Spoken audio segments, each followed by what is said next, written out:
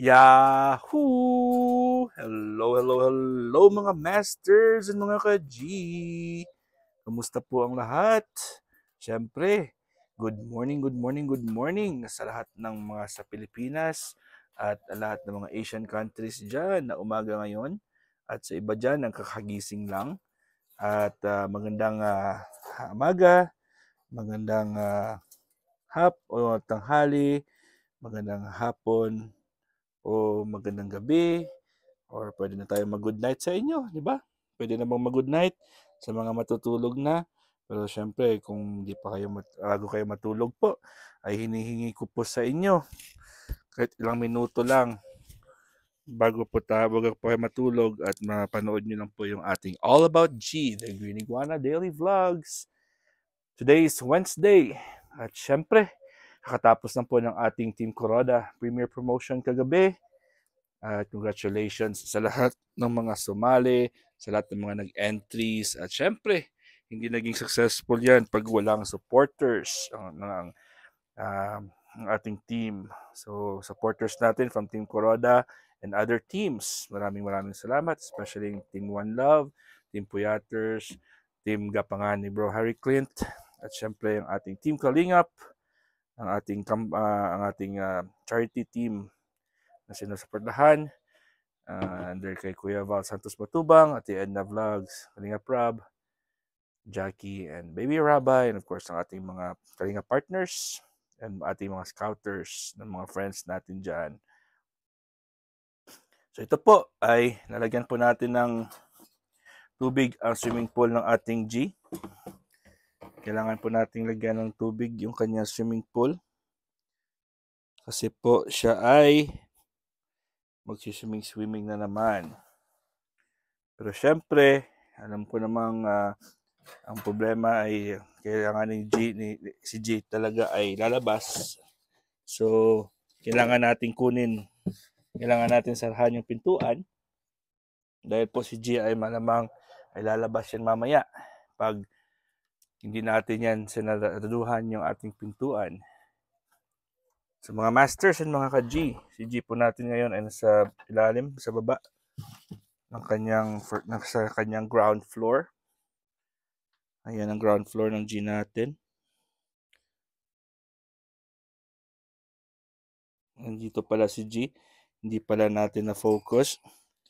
At umiikot-ikot lang po yan hanggang sa mapagod yan. So ikot-ikot na yung G natin. Hindi natin kontrolado yan. Thank God at bago na yung aking tripod ngayon. Hindi na siya tripod. Monopod siya pero may stand. At yung ating cellphone ay may handle din. So maganda. So ngayon po ay lalagyan po natin ng tubig ang kanyang swimming pool. Dito po tayo ngayon sa swimming pool niya. Diba mas maganda ang angle natin pag ganito yung ating gamit. Diba? Ayan. So mas maganda ang view. Mas klaro. So dito tayo lalagay ng tubig.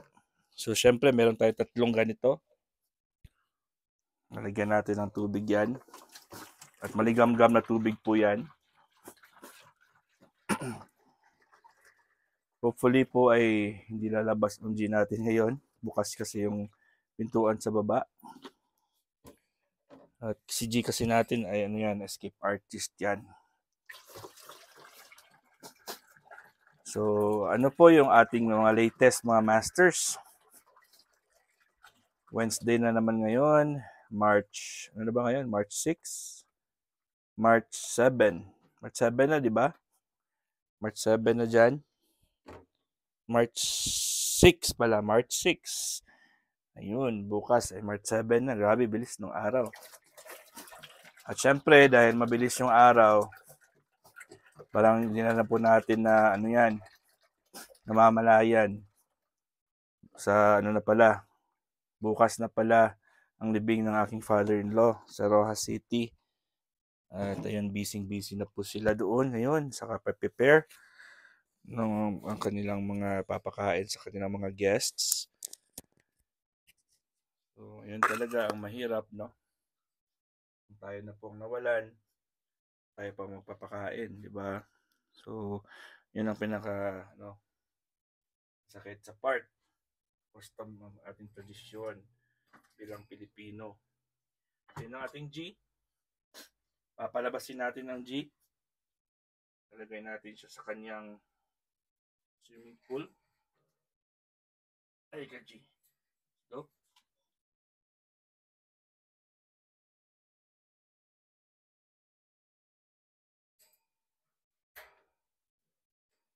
ang ating G. Hello, say hi to her. Hi sa lahat G. Say hi to your friends. Ito ang G natin. Diretso na po siya sa kanyang swimming pool.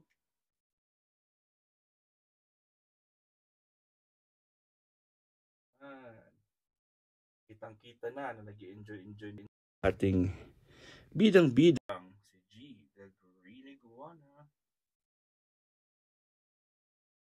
Siyempre, paulit-ulit na po ito. Taos puso talaga akong nagpapasalamat po sa inyong lahat, sa inyong suporta, sa inyong walang sawang panonood sa ating bidang-bidang si G, na akala niya po ay artista po siya. Artista ka ba, G? Akala niya artista po siya. So, inayos na po natin yung kanyang inayos na po natin yung kanyang LED lights. Mas maganda na yan. So you can see, mas malapit na yung paglagay ko ng tawag dyan, wire. So hindi na siya matatanggal. Sa kabila kasi natanggal na siya. So inayos ko. Mas maganda ay hindi na po siya matatanggal. Ayun na po oh. Ayan. At kahapon ay finiture ko rin. Nakita ko sa inyo na mayroong ibang ilaw dyan available. Halimbawa may pula, may violet, may pula. Ayan. So pagpatay po yung ilaw, makikita yan. Ayan na mga masters. At parang pumuputok-putok na yung ni G. Oh. Sana ay magpoops ng ating G para maganda yung feeling niya naman. Magpupoops na yan. Sigurado ako mamaya. Or kung hindi, ibig sabihin po ay hindi pa siya ready. Ayan ang ating G, the escape artist. Uh-oh. The escape artist is ready. The escape artist is about to do his magic trick. There he goes. Lalabas yan. Siyempre, sasarahan natin bago mangyari yan. So mga masters at mga ka-G, ano po, reminders na naman po tayo. Ang ating apple cider and raw honey. Naumpisahan nyo na ba? Kung ako sa inyo, mag-start na po kayo kasi importante po yan. Ako po, nag-start na po ako.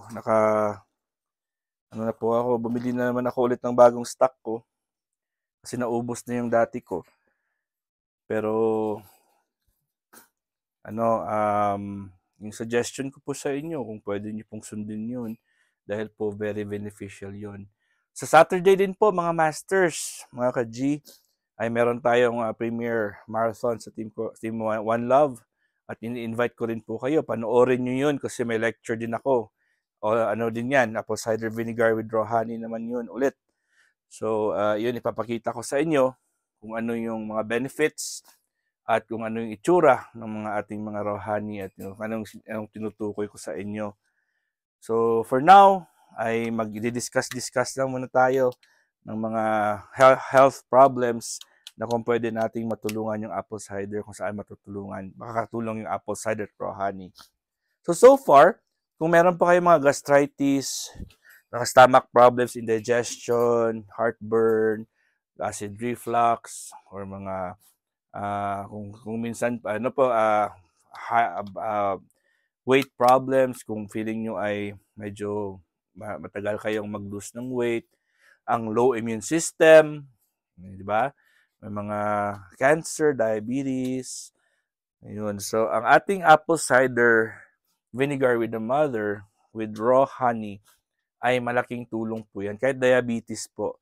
Sa mga may diabetes po, huwag kayong matakot na mag-take ng raw honey.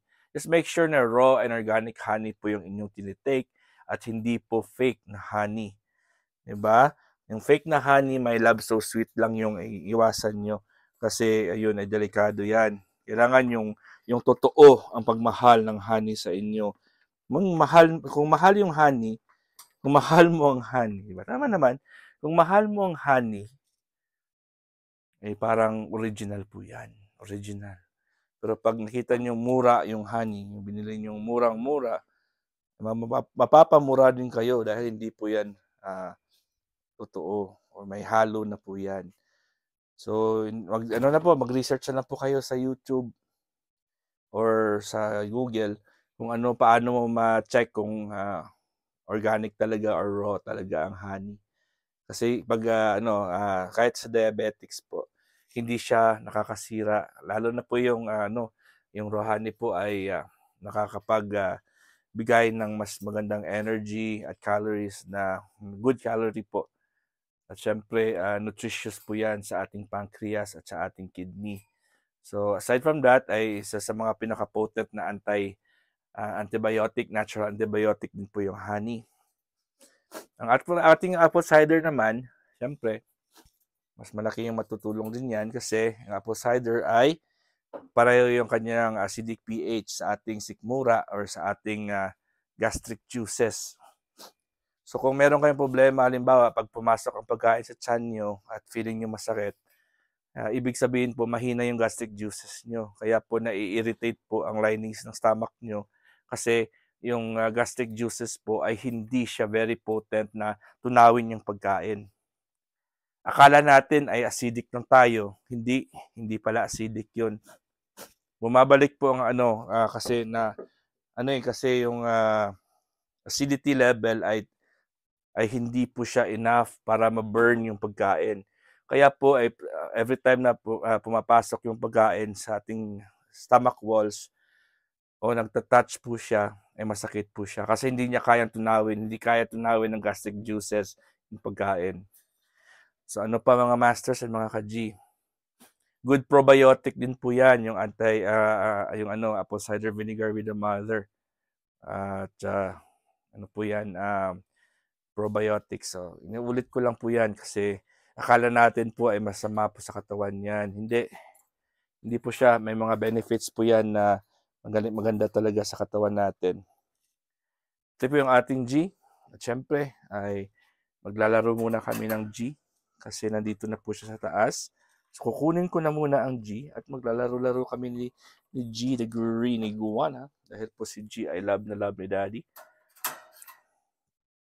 Bubuksan natin ito. At ano bang gagawin ni Daddy at ni G? Siyempre, maglalaro-laro si Daddy at saka si G, di ba? So, paano maglaro si Daddy at saka si G? Dito tayo. Ano ko lang po. Ayusin lang natin yan. At paano kukunin? Paano damputin ni Daddy si G? Paano ba dinadampot si G? Hinahawakan ko yung kamay niya, ganyan. At yung paa niya. Ganyan lang. Ayan lang, oh. Yan. Ang ganyan lang si G, oh. Ganyan lang. So, yung makapasok yan. So, hindi naman siya nagpupumiglas. At syempre, dahil po ay ang G natin ay mabait, siya ay magkakaroon ng free kiss kay Daddy. Aha! Free kiss kay Daddy. Bait-bait. Bait-bait ni G, oh.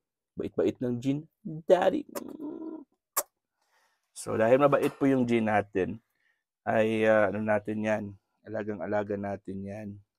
Kung ano yung mga kailangan niya, ipinoprovide ng Daddy yan. Kasi syempre, ano po tayo? Responsible owner po tayo. So mga masters and mga ka-G, hanggang dito lang po tayo. Abangan natin yung yung sa Sabado nating All About G dahil ipapakita ko na sa inyo yung sample ng ating apple cider vinegar with the mother. For now, ito lang muna yung ating lecture. Hindi naman lecture pero mga updates lang. Bukas ay Thursday. Ibang naman tayo sa Thursday. Meron naman tayong ibang topic. Sa Friday pa, meron pa. Pero Sabado talaga yung papakita natin yung apple cider and raw honey. Alright mga masters and mga ka-G, hanggang dito lang po tayo ah. Kita-kits tayo. God is great! Yahoo!